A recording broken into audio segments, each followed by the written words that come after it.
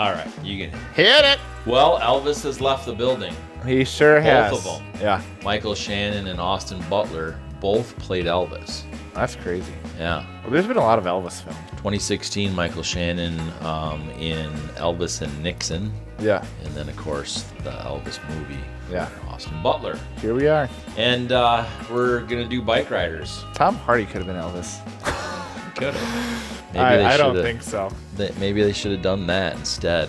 They could have. It would have been more interesting. I was not excited about how this film started out. I was not expecting it to be that kind of narration at all. No, that's what took me by surprise. Yeah. Because it was flashbacks, but like even like it was weird to me because a lot of times in flashbacks, it's just like a constant, you're in this story. Like the present time in which the person telling the story, time doesn't change too much. Right. But there was definitely one season where there was a gap.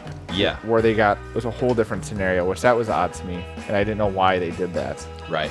Well, I think they needed to jump those years. Yeah, but why didn't they just have it initially the later years? Yeah, I know. That's why I didn't understand. You could set it out far enough because the guy was doing a whole biography of the story, and they could have done that as a whole story instead of having a weird jump cut.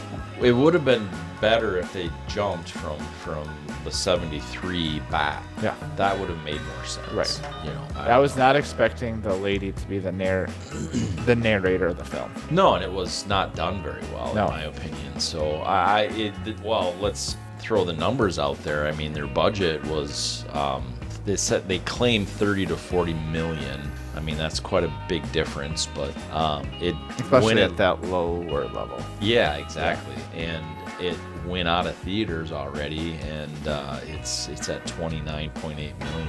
So I mean, I don't know if the timing was bad or what, but I would have expected it to do a little bit better than that. There was not a ton of publicity for it either. No. So I mean, I watched it because it was at a point where there was not a lot of films releasing.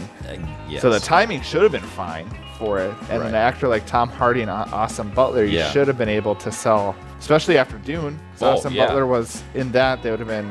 They could have marketed so well because he's on a hot streak, and Tom Hardy's just good. Right.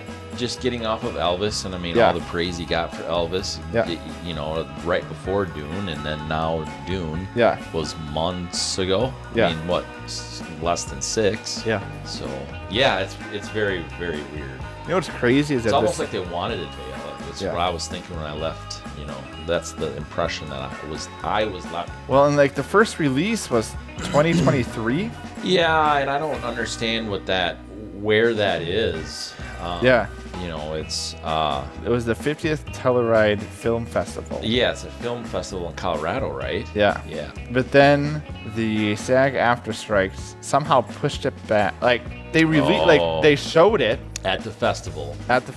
But it still pushed it back a full year. Yeah. That's intense. Yeah. They could have released this in April, or I guess that's when Dune released-ish. I think it was April. No. Was it? Dune? Was it February? I'd have to look. That'd have been February. I really either. But they should have been able to do it earlier than the summer film. Granted, this had more summer vibes and fall vibes. Yeah. So. Should we talk about the actors and actor chemistry? Yeah. I like Tom Hardy.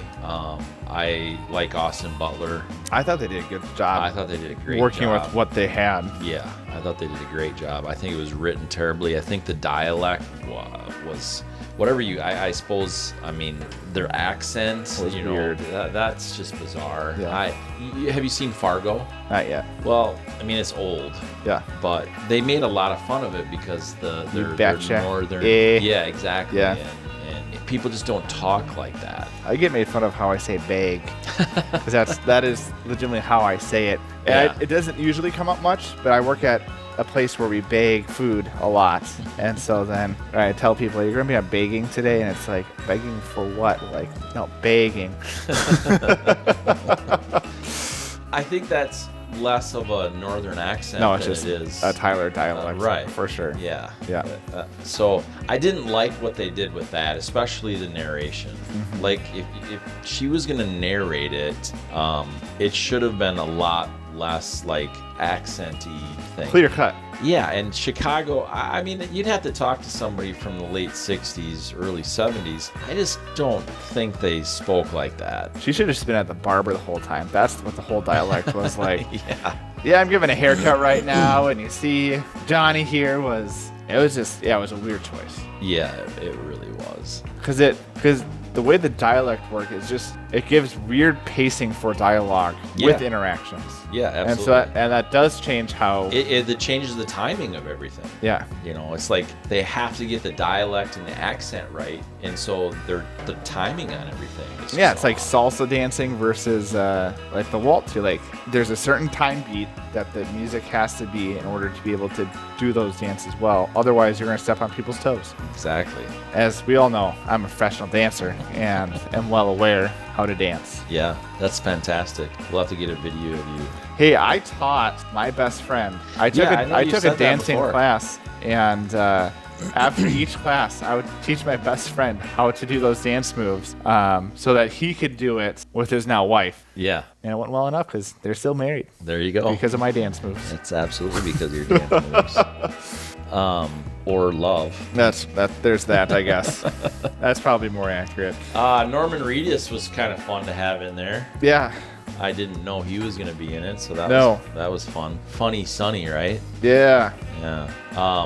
So the acting, that stuff I thought was very, very good. I had nothing. I mean, it was sort of over the top, different things that they did, but it seemed good enough and natural enough. Yeah. So I ended up giving it a 4-1 on that. Yeah, I give it 3.9. I think they did well with what they had. The hard part was the story was slow, the dialects were weird, and the story at times made sense, but like at times it also didn't make sense to me. And I couldn't tell if it was the characters or just the storyline in general. Because I mean, Kathy and Benny, like their relationship was odd to me. Yeah. Like I knew they cared for each other, but also like the dynamics that they had for each other were very odd. Yeah, it's like that 3 Days Grace song. What was it called? Why Do I Love You? Or yeah. It's like, right. Yeah. Because there's that whole scene when he was injuring like one love, right up. hate thing. Yeah. Weird. Yeah, it was weird. And then he just left. Yeah. And then he came back. Right. So that relationship in particular took a decent amount off.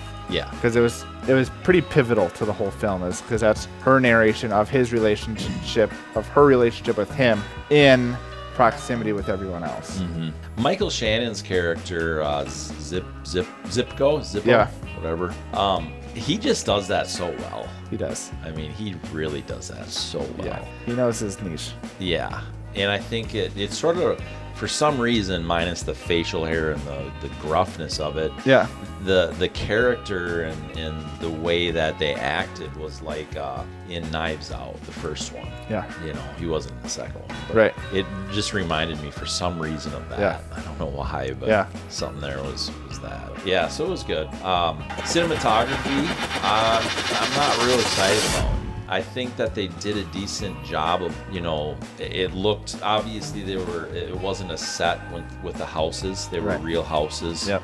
They did a nice job making them look like they were from that era. Yep. Who knows, maybe they did it in Chicago. I don't know, but they did a great job there. The cars and the motorcycles and stuff, they all looked good and authentic and from that time period or whatever. I'm not a big bike guy, so I don't really know, but the cars, they had 2 wheels. Familiar, right? Yeah. Exactly. So I like that part of it, the way they made that look on screens.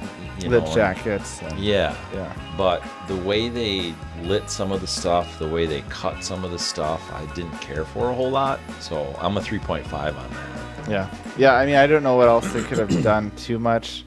The narration, I wish the trailers would have shown better that this was a narration film and not we're going to tell the story real time. Yeah, it felt like a cross between like a documentary and a movie. Yeah. A film. Right. Like I wouldn't have been surprised if people started singing at some point in this film. And I was like, the film doesn't make sense to me of how it was being told. And I mean, maybe it's the Chicago, maybe it was the old like Grease type themes, but I did like the jackets. I also don't know much about things with wheels on them to begin with. Besides minivans, I do like minivans. So I thought that was good. The dirt track place was kind of interesting, where he had the fight and stuff like that, and that Johnny was just, he'd do anything to win. Yes. So some of that stuff was interesting to watch, and shot well with the mud fighting scene, the finger doing the weird things that finger should not be doing. Yes. Typically. So I gave it 3.6.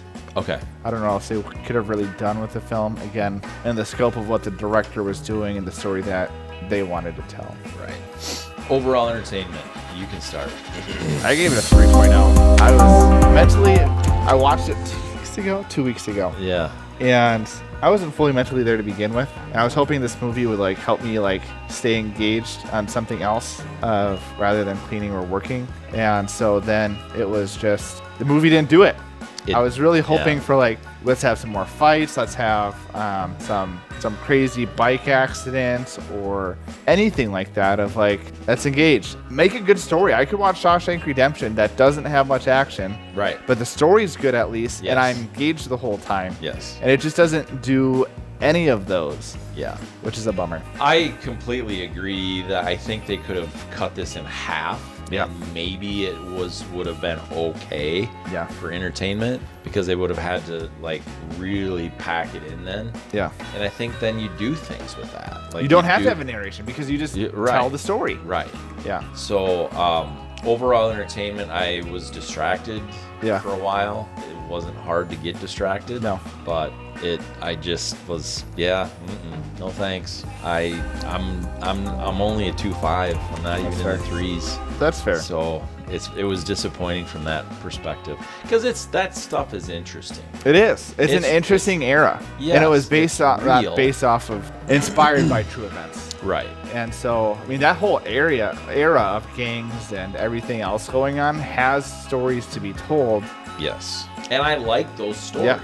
That's why I was excited. I mean, when I saw this film, I started watching the trailers. I was like, oh, it's inspired by true events. Has Tom Hardy, has Austin Butler. Like, it has the potential to be a pretty badass film of like, we're getting things done. Yeah. And I was like, I'm like, it's got to get better. Yeah. It just didn't. Let's just sit around the table and talk. Right. I mean, we do that. Yeah. And it's boring. Yeah, that's right. And it's not. But we keep it tight and short. Exactly.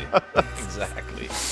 Oh, so my perspective of it going in was that it was going to be more of a like a high-strung drunk brawl and bike riding movie. You know what I mean? Like, they were going to be in the bars all the time. Yeah. They were going to be doing stupid stuff on their motorcycles and fights every day. Right.